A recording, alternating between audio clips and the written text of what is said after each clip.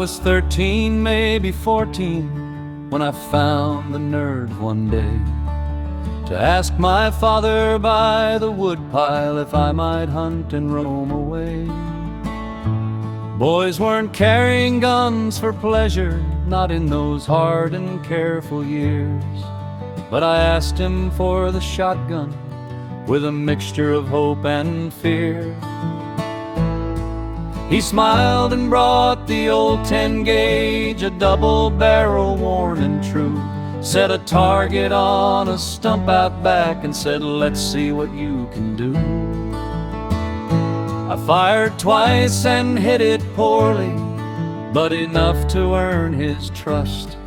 And I walked the Wisconsin timber with that shotgun in my clutch.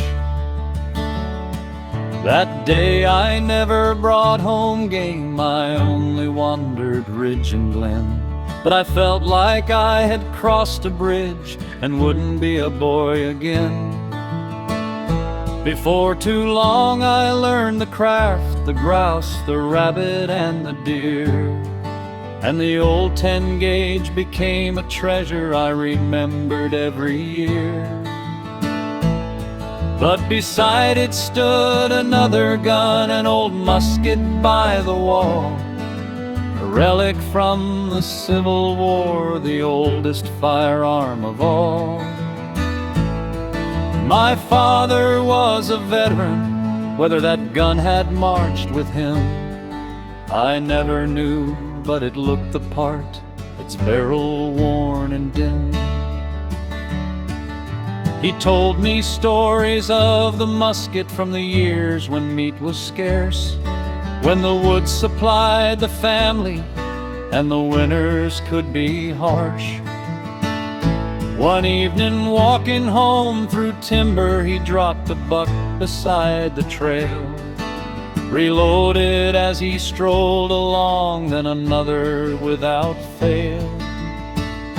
A third great buck stepped from the shadows before he'd traveled very far, and that old musket spoke again beneath the evening star. In those days deer filled the larder when cattle herds were small and few, and every pound of venison helped a family make it through.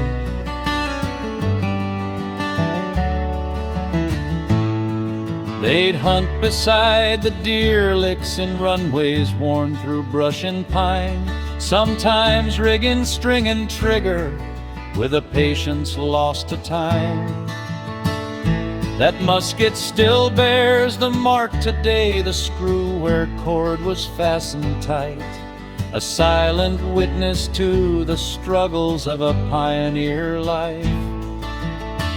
One night my father climbed a tree above a lick at dusky close, too dark to see, but through the woods he heard two fighting bucks below. He fired only by the sound, then headed home through gathering gloom, returning with his faithful dog the next day in the morning gloom. They found the blood trail in the leaves, the hound soon picked the winding track, until he found the wounded buck and waited there till Dad came back. He fired buckshot at its forehead, but the skull was thick and strong. The wounded giant charged at him and things went terribly wrong. The buck lunged forward with his antlers, my father barely had a chance, when the faithful dog seized its hind leg and stopped that deadly advance. Dad always said the hound had saved him, and I believe that story true, for those great antlers still remain among the relics that I knew. In time I carried that old musket, for it weighed less than the 10-gauge gun, and learned to shoot the ruffed grouse flying through the timber one by one. The grouse would burst from brush like thunder, a blur of feathers, wing and flight. And somehow that old musket taught me to swing and lead them right.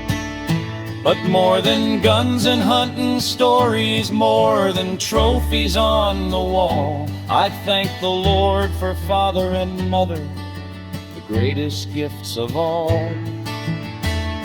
They taught us honest work and virtue, though they had little wealth to spare, and built a home of pine log timbers with faith enough to live there.